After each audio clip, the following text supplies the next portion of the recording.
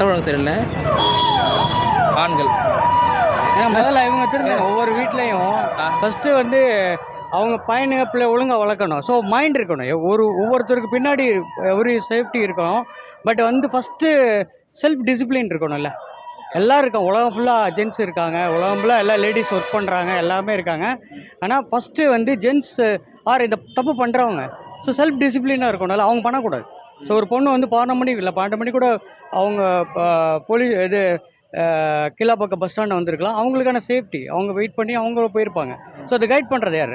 அங்கே இருக்க இந்த ஆட்டோக்காரவங்களாம் ரொம்ப நாளாக இருக்காங்க போல் இருக்காங்கல்ல அவங்களாம். ஸோ ரிப்பீட்டடாக அதை அவங்க ஃபேமிலியிலலாம் இவங்க என்ன பண்ணுறாங்கன்னு பார்க்கணும். ஸோ ஒவ்வொரு ஃபேமிலியிலலாம் விட்டுறாங்க. இவங்க ஃபேமிலியில் இவங்களுக்கு ஒரு ஒய்ஃப் இருக்கலாம், மகன் இருக்கலாம், இல்லை அவங்களுக்கு சொந்தக்காரவங்களாம் இருப்பாங்க. இந்த திருடங்கிறவங்க இந்த கல்பிரிட்ஸு எல்லாம் யாரும் வந்து வெளியில் ஊர்லேருந்துலாம் வரல. இவெல்லாம் நம்ம சொந்தக்காரன் தான். எல்லாம் அண்ணன் தம்பி இருப்பாங்க. அவனுக்கு ஒய்ஃப் இருக்கும், அவனுக்கு ஒரு பொண்ணு இருக்கும். பட் அவன் தைரியமாக பண்ணுறான்.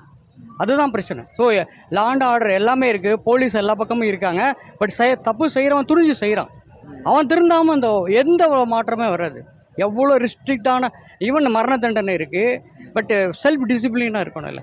ஒரு குழந்தைய காப்பாற்றக்கூடியது அவங்க தான். ஒரு லேடிஸ் இருக்காங்க, அவங்க ஒய்ஃபும் அவங்க பொண்ணும் இதே மாதிரி கிலா பக்கத்தில் இருக்கப்போ இவன் இப்படி தான் பிஹேவ் பண்ணுவானா? இந்த 2 பேருமே ஏஜ்டு பர்சன்ஸ்.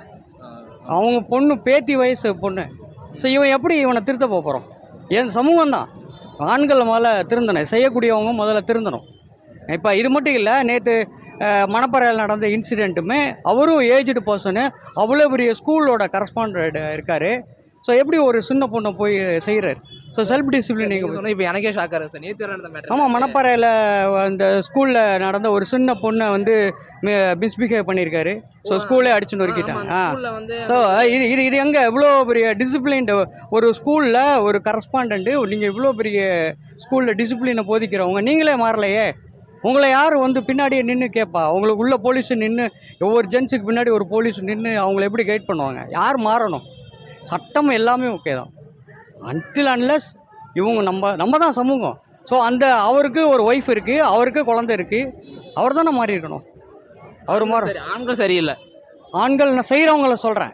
இப்போ என்ன நீங்கள் இதே சென்னையில் இன்சிடெண்ட்டு ஒரு அம்மாவே இன்னொரு அவங்க பொண்ணை வந்து மிஸ்யூஸ் பண்ணுறதுக்கு அனுப்பி வச்சுருக்காங்க. அவங்களும் மாறணும் தானே? இதே இங்கே அண்ணா நகரில் நடந்த இன்சிடெண்ட்லேயே எல்லாருமே சப்போர்ட் பண்ணியிருக்காங்க. அந்த தப்பு பண்ண பையனுக்கு அவங்க அம்மாவே நின்று சப்போர்ட் பண்ணியிருக்காங்க. இதே இங்கே சாந்தமில் நடந்த பாலியல் வன்முறைக்கு இது அவர் வந்து டிராஃபிக் போலீஸே மிஸ்யூஸ் பண்ணியிருக்காரு. அவங்க 10 மணிக்கு போயிருக்காங்க. ஸோ அவங்கள யார் திருத்துறாரு? இதெல்லாம் நம்ம அண்ணன் தம்பிக்கை தானே. யாருமே வந்து திருடனா எவனும் இருக்கல. இது எவனா ஒருத்தர் சொந்தக்காரனாக தான் இருப்பான். சார் இப்போ இந்த மாதிரி மேட்டர் வந்து இப்போ மட்டும் நடந்துட்டு இருக்கா, இல்லை உங்கள் காலகட்டத்தில் இருந்துச்சா? இப்போ அதிகரிச்சு அதிகமாக பார்க்குறோம். அப்போ நீங்கள் ஒரு நாளைக்கு 4-5 நியூஸ் வர ஆரம்பிச்சிருச்சு.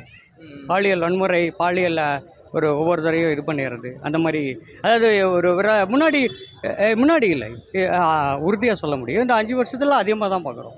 அந்த மாதிரி ஸ்கூலில் நடக்கிறதெல்லாம் அயோக்கியத்தனம். கிருஷ்ணகிரியில் நடந்த ஸ்கூல் கவர்மெண்ட் டீச்சர்ஸே வந்து ஒரு பொண்ணை மிஸ்பிஹேவ் பண்ணியிருக்காங்க.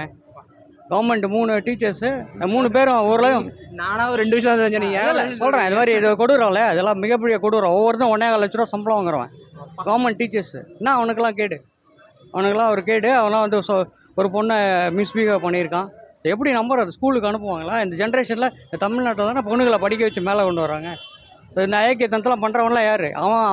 அவனுக்கு பொண்டாட்டி பிள்ளையெல்லாம் இருக்கும், அவனுக்கு மகள்லாம் இருக்கும். அவன் மாறாமல் நீங்கள் என்ன சட்டம் ஒழுங்கு பண்ணவே முடியாது சார். பெரிய சேலஞ்சு தான். Okay, thank you sir. Super sir.